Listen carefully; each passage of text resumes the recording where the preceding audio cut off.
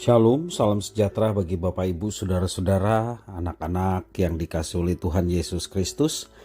Berjumpa kembali bersama saya Pendeta Eka di dalam renungan firman Tuhan pada hari ini, Jumat 9 Desember 2022. Sukacita dan damai sejahtera dari Tuhan Yesus kiranya menyertai hidup kita sekalian. Puji nama Tuhan. Sampai pada pembacaan firman Tuhan hari ini, yakni kitab Yeremia pasal 24. Kiranya firman Tuhan memberkati kita sekalian. Baik, sebelum kita akan merenungkan bagian firman Tuhan hari ini, kita akan berdoa. Tuhan Allah Bapa di surga, di dalam Yesus Kristus kami datang padamu mengucapkan syukur, terima kasih untuk kasih setia Tuhan dan penyertaan-Mu yang sungguh nyata kami alami dari hari ke hari. Kami mau terus dekat dengan Tuhan, kami mau terus bertekun akan firman Tuhan, karena firman itulah yang menerangi jalan hidup kami. Mampukan kami untuk dapat memahaminya, serta Engkau menolong kami untuk kami dapat genapi dalam hidup kami setiap hari. Terima kasih Bapa, inilah diri kami sedia untuk belajar firman Tuhan. Demi nama Tuhan Yesus kami berdoa. Haleluya, amin. Yeremia pasal 24 ini saya akan bacakan ayat 1 sampai yang ke-10 menjadi bahan perenungan bagi kita sekalian. Lihatlah, Tuhan memperlihatkan kepadaku dua keranjang buah ara berdiri di hadapan bait Tuhan. Hal itu terjadi sesudah Nebukadnezar, Raja Babel mengangkut ke dalam pembuangan Yekonya bin Yoyakim, Raja Yehuda, beserta para pemuka Yehuda, tukang dan pandai besi dari Yerusalem, dan membawa mereka ke Babel. Keranjang yang satu berisi buah ara yang sangat baik, seperti buah ara bugaran. Tetapi keranjang yang lain berisi buah ara yang jelek, yang tidak dapat dimakan karena jeleknya. Lalu berfirmanlah Tuhan kepadaku, apakah yang kau lihat, hei Yeremia? Maka jawabku, buah ara. Buah ara yang baik itu sangat baik, dan buah ara yang jelek, yang tidak dapat dimakan karena jeleknya. Kemudian datanglah firman Tuhan kepadaku bunyinya, beginilah firman Tuhan Allah Israel, sama seperti buah ara yang baik ini, demikianlah aku akan memperhatikan untuk kebaikannya orang-orang Yehuda yang kubawa dari tempat ini ke dalam pembuangan ke negeri orang-orang Kasdim. Maka aku akan mengarahkan mataku kepada mereka untuk kebaikan mereka, dan aku akan membawa mereka kembali ke negeri ini. Aku akan membangun mereka, bukan meruntuhkannya. Aku akan menanam, bukan mencabutnya. Aku akan memberi mereka suatu hati untuk mengenal aku, yaitu bahwa akulah Tuhan. Mereka akan menjadi umatku dan aku akan menjadi Allah mereka, sebab mereka akan bertobat kepadaku dengan segenap hatinya. Tetapi seperti buah ara yang jelek itu, yang tidak dapat dimakan karena jeleknya, sungguh beginilah firman Tuhan. Demikianlah aku akan memperlakukan Zedekia, Raja Yehuda, beserta para pemukanya dan sisa-sisa penduduk Yerusalem yang masih tinggal di negeri ini, dan orang-orang yang menetap di negeri Mesir. Aku akan membuat mereka menjadi kengerian bagi segala kerajaan di bumi, menjadi aib dan perumpamaan, menjadi sindiran dan kutuk di segala tempat di mana aku mencerai-beraikan mereka. Dan aku akan mengirimkan perang, kelaparan dan penyakit sampar ke antara mereka, sampai mereka habis dilenyapkan dari atas tanah yang telah kuberikan kepada mereka dan kepada nenek moyang mereka.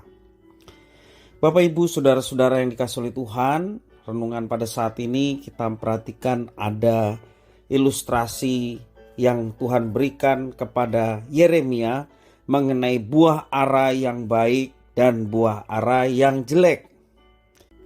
Catatan sejarah akhir Yehuda dengan beberapa kali pembuangan sebelum pembuangan final pada masa Raja Zedekia mengajarkan bahwa Tuhan senantiasa memberi kesempatan yang kedua.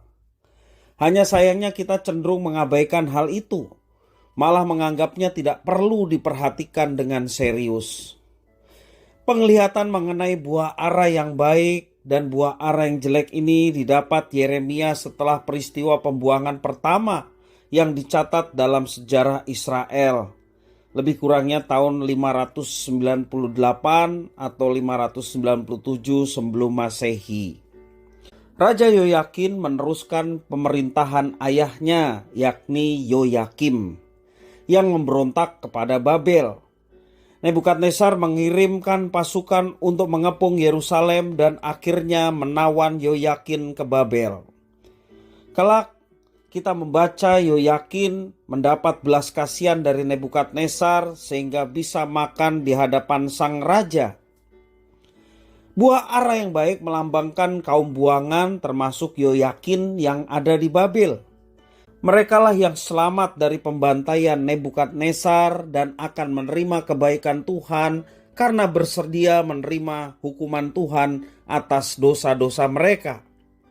Tanah pembuangan akan menjadi tempat mereka bertobat, mereka juga dimurnikan dan pada akhirnya dipulihkan oleh Tuhan.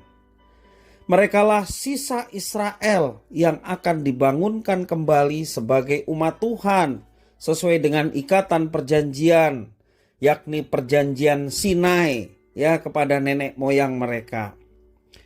Bapak Ibu Saudara-saudara, kalau kita perhatikan buah ara yang baik, itulah kaum buangan yang akhirnya dipulihkan. Sementara ada penglihatan Yeremia yang melihat bahwa ada buah ara yang jelek. Buah ara yang jelek ini melambangkan kaum sisa Israel, sisa di Yerusalem yang ada di bawah kepemimpinan Zedekia. Dan Zedekia memberontak terhadap Nebukadnezar hingga mendatangkan penyerbuan terakhir Babel yang menghancurkan kota itu dan bait Allah. Dihancurkan di masa Zedekia. Zedekia sendiri ditawan oleh pasukan Babel. Merekalah yang menolak bertobat dengan menyerah pada cara Tuhan untuk menghukum mereka. Dan akibatnya mereka tidak mengalami pengampunan dan pemulihan. Karena mereka menolak kesempatan yang kedua yang diberikan Tuhan kepada mereka. Bapak Ibu Saudara-saudara yang dikasihi oleh Tuhan, penglihatan ini menjadi peringatan agar kita jangan coba-coba memberontak kepada Tuhan kalau kita tidak mau mengalami yang namanya kebinasaan. Tuhan memang memberikan kesempatan yang kedua. Maka bila kita masih bermain-main dengan dosa, cepatlah kita bertobat sebelum hukuman lebih keras menimpa kita. Belum tentu ada lagi kesempatan yang ketiga untuk kita bertobat dari segala dosa-dosa kita. Jangan kita menjadi seperti buah ara yang buruk yang menggambarkan Zedekia dan pegawai-pegawainya dan seluruh orang-orang yang ada padanya yang diberikan kesempatan untuk menerima hukuman Tuhan dan bertobat, tetapi mengabaikan apa yang sudah disampaikan. Dan pada akhirnya kebinasaanlah yang menjadi upah dari segala ketidakbertobatan mereka. Bapak Ibu Saudara-saudara yang dikasihi Tuhan, sekali lagi selagi kesempatan itu masih ada dalam hidup kita, jangan kita larut terhadap pemberontakan kepada Tuhan. Jangan kita terus berbuat dosa dan melakukan tindakan yang sebenarnya melawan Tuhan. Bertobatlah dan kembalilah kepada Tuhan. Terimalah anugerah pengampunan, terimalah anugerah keselamatan yang Tuhan sediakan di dalam Yesus Kristus. Mari kita pergunakan kesempatan yang ada untuk senantiasa berbalik sesuai dengan rencana dan kehendak-Nya, sehingga hidup kita boleh terus mengalami pemulihan dari hari ke hari oleh karena ada Tuhan yang menyertai, menopang, dan memulihkan kita. Kiranya firman Tuhan memberkati kita sekalian. Mari kita berdoa. Tuhan Allah Bapa di surga, terima kasih atas firman Tuhan.